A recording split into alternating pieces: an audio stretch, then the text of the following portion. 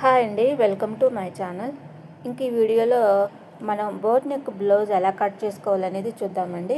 ఇది వచ్చేసి కాటన్ శారీ అనమాట. కాటన్ శారీకి మనకి బ్లౌజ్ బోట్ నెక్ ఎలా కట్ చేసుకోవాలనేది ఇక ఈ వీడియోలో అయితే చూద్దాం. ఇది వచ్చేసి 33 సైజు బ్లౌజ్ అండి. ఓకేనా. ఇంక ఇది వచ్చేసి మీటర్ లైనింగ్ అయితే తీసుకున్నానండి. ఓకేనా. ఇంక ఈ విధంగా నీట్గా సర్చ్ చేసుకొని హోల్డింగ్ మన వైపు ఉండేలాగా, ఓపెన్స్ ఆపోజిట్లో ఉండేలా చూసుకొని క్లాత్ని నీట్గా సర్చ్ చేసుకొని కింద హెచ్చు తగ్గులే ఉంటే కట్ చేసుకోవాలండి. నెక్స్ట్ వచ్చేసి ఆది బ్లౌజ్ తీసుకుందామండి. ఆది బ్లౌజ్ వచ్చేసి నార్మల్ బ్లౌజ్ అనమాట. దీని ప్రకారంగా మనం బోట్ నెక్ ఎలా మార్కింగ్ చేసుకోవాలనేది చూద్దాం. ఓకేనా. ఇంకా ముందుగా అయితే మనం బ్లౌజ్ లెంత్ అనేది కొలుచుకోవాలండి. బ్లౌజ్ లెంత్ వచ్చేసి ఖర్చులతో కలిపి 16 ఇంచెస్ ఉందండి. ఓకేనా. ఇది ఒక ఖర్చులతో కలిపి 16 ఇంచెస్ అనేది మనకి పొడుగు అనేది రావాలి బ్లౌజ్ లెంత్. ఇంకా ఆది బ్లౌజ్ పక్కన పెట్టుకొని ఇంకా బ్లౌజ్ లెంత్ అనేది మార్కింగ్ వేసుకుందాం. 16 ఇంచెస్కి ఈ విధంగా మధ్యలో అలాగే చివర మార్కింగ్ వేసుకొని స్కేల్ తోటి లైన్ అనేది డ్రా చేసుకుందాం. నడుము కొలత వచ్చేసి 33 సైజ్ అండి. ఇది దానిలో 4వ భాగం 8.5, అలాగే 1 ఇంచ్ బ్యాక్ పార్ట్ డాట్స్కి, అలాగే నెక్స్ట్ వచ్చేసి 1.5 ఇంచెస్ ఖర్చు అనమాట. ఖర్చు మన ఇష్టం అండి. ఇంకా టెస్ట్ కొలత వచ్చేసి 9.5 ఇంచెస్ అండి. టెస్ట్ కొలత అయితే మనకి ఏ మార్పు లేదండి. నార్మల్ బ్లౌజ్కైనా బోట్ నెక్కైనా టెస్ట్ కొలత అనేది ఒకటే వస్తుంది. 9.5 ఇంచెస్ టెస్ట్ మార్కింగ్ వేసుకొని 1.5 ఇంచెస్ ఖర్చుకి యాడ్ చేసుకుని స్కేల్ తోటి అయితే లైన్ డ్రా చేస్తున్నాను. ఓకేనా. ఇప్పుడు మనకి షోల్డర్ వచ్చేసి మనకి బోట్ నెక్ బ్లౌజ్కి కస్టమర్ దగ్గర నుంచి మనకి ఫుల్ షోల్డర్ అయితే తీసుకోవాలండి. ఒకవేళ అలా తీసుకోవటం కుదరకపోతే మనం నడుము కొలతను బట్టి కూడా మనం బోట్ నెక్కి షోల్డర్కి అనేది మార్కింగ్ అనేది వేసుకోవచ్చు. ఇప్పుడు నేను నడుము కొలత వచ్చేసి 8.5 కదా, దానిలో నుంచి 1/2 ఇంచ్ తగ్గించి 7.5కి నెక్కి షోల్డర్కి అనేది యాడ్ చేసుకున్నానండి. ఇంకా అదే ప్రకారంగా చంక ఆమ్ డౌన్కి కూడా 7.5కి మార్కింగ్ చేసుకొని 1.5 ఇంచు చంక ఆమ్ డౌన్ రౌండ్కి మార్కింగ్ వేసి కర్వ్ స్కేల్ తీసుకొని లైన్ అనేది డ్రా చేసుకున్నానండి. ఇంకా షోల్డర్ కాడికి వచ్చేటప్పటికి ఒక 1/2 ఇంచు కిందకి డౌన్ చేసుకున్నాను. ఇంకా నెక్ రౌండ్ కాడికి వచ్చేసరికి 4 ఇంచులకు మార్కింగ్ వేసుకున్నాను. అలాగే నెక్ రౌండ్కి వచ్చేసరికి 3.5 ఇంచెస్కి మార్కింగ్ అనేది వేసుకున్నానండి. ఇంక ఈ విధంగా 3.5 ఇంచెస్ని బాక్స్ లాగా డ్రా చేసుకొని రౌండ్ నెక్ అయితే కర్వ్ స్కేల్ తీసుకొని డ్రా చేసుకున్నాను బ్యాక్ పార్ట్ రౌండ్ నెక్కి. ఓకేనా. ఇప్పుడు మనం 1/2 ఇంచ్ అనేది షోల్డర్ కాడ మార్కింగ్ వేసుకొని డౌన్ చేసుకున్నాం కదండి, అక్కడ స్కేల్ తోటి లైన్ అనేది డ్రా చేశాను. ఇప్పుడు మనం ఖర్చు వదిలేసి బ్యాక్ పార్ట్ డాట్స్కి మార్కింగ్ వేసుకున్నాం కదండి, ఇక అక్కడికి టేపుతో కొలుచుకొని సగానికి ఫోల్డింగ్ చేసి నిలువు 4 ఇంచెస్ అంటే బ్యాక్ పార్ట్ డాట్స్కి అండి. ఇంక ఇప్పుడు మార్కింగ్ చేసుకున్న దానికి రెండు వైపులా 2.5 ఇంచెస్ మార్కింగ్ వేసుకొని అలాగే సైడ్ వైపును కూడా 1/2 ఇంచ్ అనేది మార్కింగ్ వేసుకున్నాను. ఇప్పుడు మనకి చంక ఆమ్ డౌన్ కాడికి వచ్చేసరికి కర్వ్ అనేది తీసుకోవాలండి, బ్యాక్ పార్ట్కైనా ఫ్రంట్ పార్ట్కైనా. ఎందుకంటే బోట్ నెక్ బ్లౌజ్ అనేది పట్టేసినట్టు లాక్కుండా ఉండటం కోసం.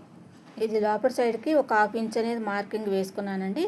ఇంక దాన్ని విధంగా కర్వ్ వచ్చేలాగా ఇప్పుడు నేను చూపిస్తున్నాను చూడండి. ఇది బ్యాక్ పార్ట్ కరువు మార్కింగ్ అనమాట. కరువు స్కేల్ తోటి ఈ విధంగా నేను చూపిస్తున్నట్టుగా మార్కింగ్ అనేది వేసుకోండి. ఓకేనా. ఇంకా అలాగే బ్యాక్ పార్ట్ డాట్స్ కూడా స్కేల్ తోటి అయితే లైన్ అనేది డ్రా చేస్తున్నాను. సైడ్ వైపును కూడా 1/2 ఇంచ్ మార్కింగ్ వేశాను కదా, ఇంక ఈ మార్కింగ్లన్నిటినీ కూడా కలిపేశానండి. ఇంకా బ్యాక్ పార్ట్ అయితే మనకి రెడీ అయింది. దీన్ని కట్ చేసేసుకుందాం. ఫ్రంట్ పార్ట్కైనా సరే బ్యాక్ పార్ట్కైనా సరే ఈ విధంగా మనకి 1/2 ఇంచ్ అనేది లోపలికి మనం క్రాస్ అనేది తీసుకుంటే మనకి షోల్డర్ కాడ పట్టేసినట్టు లేకుండా ఉంటుందండి. ఓకేనా. ఇంకా షోల్డర్ కాడ నెక్ కాడ కట్స్ అనేది పెట్టుకొని ఇంకా బ్యాక్ పార్ట్ అనేది పక్కన పెట్టేసుకుందాం. ఇంకా నెక్స్ట్ వచ్చేసి షేప్ బెల్ట్ అనేది కట్ చేసుకుందామండి. ఇంకా షేప్ బెల్ట్కి వచ్చేసి కాజా పట్టీ వైపున ఖర్చుతో కలిపి మార్కింగ్ అనేది వేసుకోవాలండి. ఇంకా సైడ్ వైపున 3 ఇంచెస్, అలాగే ఉక్సు కాజా పట్టీ వైపు 3.5 ఇంచెస్కి మార్కింగ్ వేసుకున్నాను.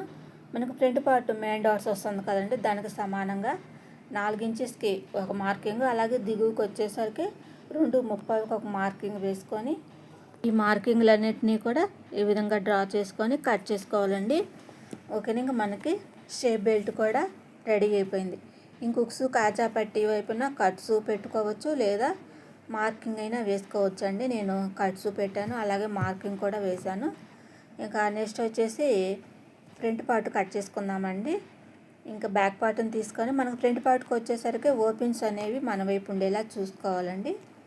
ఇంకా అలాగే ఇంకా నెక్స్ట్ వచ్చేసి మనకి బ్యాక్ పార్ట్ నుంచి ఫ్రంట్ పార్ట్కి వచ్చేసరికి 2 ఇంచెస్ అనేది మనకి తగ్గుతుంది కదండి షేప్ బెల్ట్కి.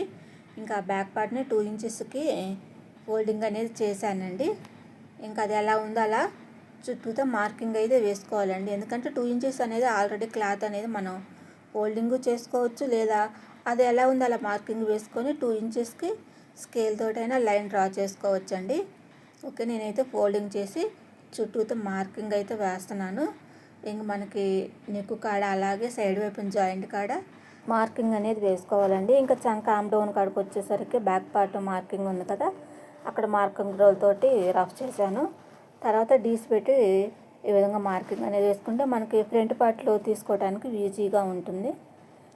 చూసారా, ఇంక ఈ మార్కింగ్ అని స్కేల్ తోటి అయితే లైన్ డ్రా చేస్తున్నాను. ఇప్పుడు ఇది మనం బ్యాక్ పార్ట్ రౌండ్ అయితే డ్రా చేసాం కదండి, దానికి 1/2 ఇంచ్ అనేది మార్కింగ్ వేసుకొని ఇంకా ఫ్రంట్ పార్ట్కి కూడా చంక ఆమ్ డౌన్ లోతు అనేది ఈ విధంగా నేను చూపిస్తున్నట్టుగా డ్రా చేసుకోండి. ఓకేనా, ఇంకా ఫ్రంట్ పార్ట్ ఆమ్ డౌన్ లోతు కూడా మార్కింగ్ అనేది చక్కగా నీట్గా ఈ విధంగా నేను చూపిస్తున్నట్టుగా డ్రా చేసుకోండి. ఓకేనా, ఇంకా మనకు ఉక్సు కాజా పట్టి వైపున ఒక 1/2 ఇంచ్ అనేది ఈ విధంగా నేను ఖర్చు కోసం మార్కింగ్ అనేది వేసుకున్నాను. ఇప్పుడు మనకి ఫ్రంట్ పార్ట్ నెక్ రౌండ్ వచ్చేసి నేను నార్మల్ బ్లౌజ్కి ఎలా అయితే పెట్టానో అలాగా పెడుతున్నానండి 7 ఇంచెస్కి. ఇంకా నెక్ రౌండ్ కాడికి వచ్చేటప్పటికే మనకి బ్యాక్ పార్ట్ షోల్డర్కి మనం 4 ఇంచెస్ పెట్టుకున్నాం కదండి. ఇంకా అలాగే డౌన్కి వచ్చేసరికి నెక్ రౌండ్కి బ్యాక్ పార్ట్కి 3.5 ఇంచెస్ మార్కింగ్ వేసుకున్నాం కదా. నేను దీనికి ఫ్రంట్ పార్ట్కి వచ్చేసరికి నార్మల్గానే బ్లౌజ్ లాగా 7 ఇంచెస్కి మార్కింగ్ అనేది వేసానండి. అలాగే ఫ్రంట్ పార్ట్ నెక్ రౌండ్ కాడికి వచ్చేసరికి 2.35కి మార్కింగ్ అనేది వేసుకొని ఈ విధంగా క్రాస్గా లైన్ అనేది డ్రా చేసుకున్నానండి. ఇంకా ఒక 1/2 ఇంచ్ వరకు మనకి లోపలికి వచ్చేలా చూసుకొని ఈ విధంగా రౌండ్ నెక్ అనేది డ్రా చేసుకున్నానండి. ఈ లెంత్ అనేది సరిపోతుందండి ఫ్రంట్ పార్ట్కి, చక్కగా మనకి బ్రాడ్గా కూడా అనిపించదు. ఓకేనా, ఈ విధంగా నేను చూపించినట్టుగా ఈ సైజు బ్లౌజ్కి నేను చూపించినట్టుగా ఈ రకంగా మార్కింగ్ అనేది వేసుకోండి. ఇంక ఉక్సు కాజా పట్టి వైపున షేప్ బెల్ట్ కాడికి ఒక మార్కింగ్ వేసుకొని 1.5 ఇంచెస్ అనేది ఖర్చుల కోసం ఎక్స్ట్రా మార్కింగ్ అనేది వేసుకుంటున్నానండి. ఎందుకంటే ఉక్సు కాజా పట్టి వైపున డాట్స్కి అలాగే ఖర్చు కోసం అనమాట. ఫ్రంట్ పార్ట్ లెంత్ వచ్చేసి 14 ఇంచెస్ అండి. ఇంకా 14 ఇంచెస్కి కిందకు ఒక 1/2 ఇంచ్ అనేది మార్కింగ్ వేసుకున్నాను. ఇంకా ఉక్సు కాజా పట్టి వైపున మనం మెయిన్ డాట్స్కి గ్యాప్ వచ్చేసి 2.35, అలాగే మెయిన్ డాట్స్కి వచ్చేసరికి 2.5 ఇంచెస్ మార్కింగ్ అనేది వేసుకొని ఇంకా సైడ్ వైపున స్కేల్ తోటి లైన్ అనేది డ్రా చేశానండి ఖర్చు కోసం.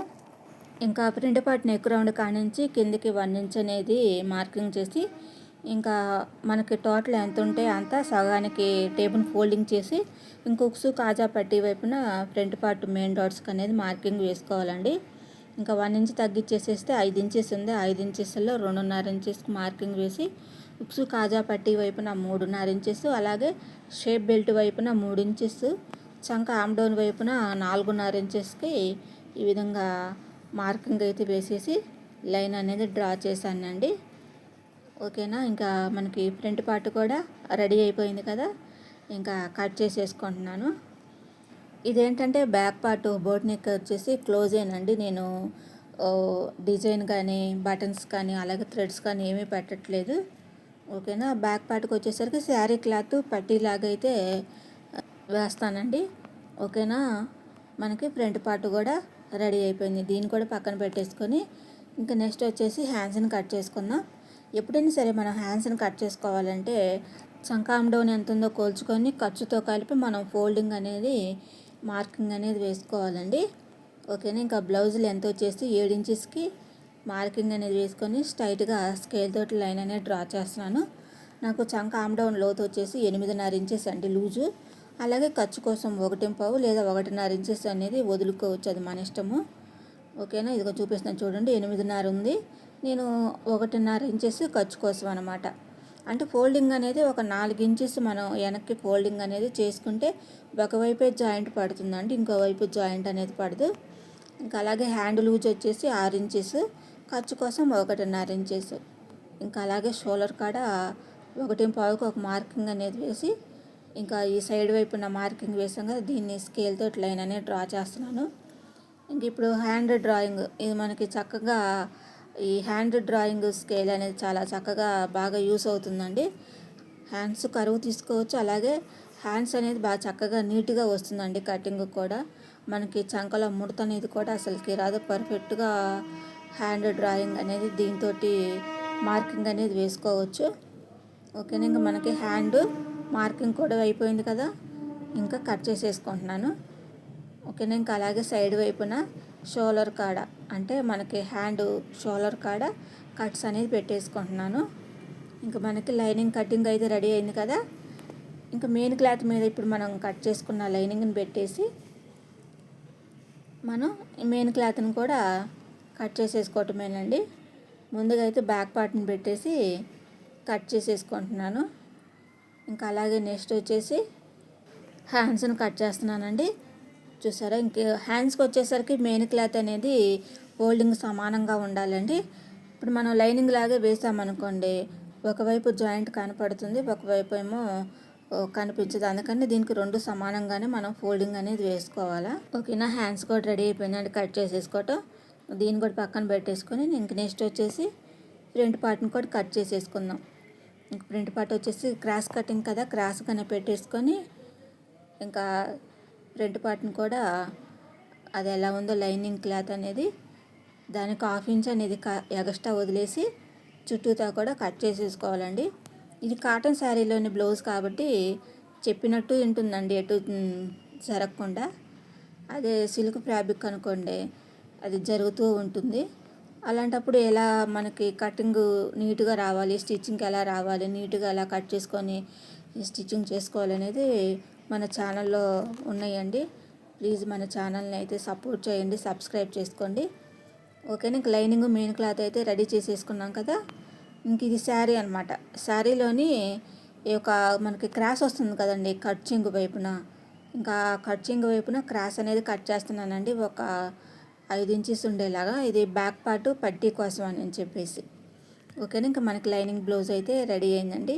వీడియో కనుక నచ్చితే ప్లీజ్ మన ఛానల్ని అయితే సపోర్ట్ చేయండి, సబ్స్క్రైబ్ చేయండి.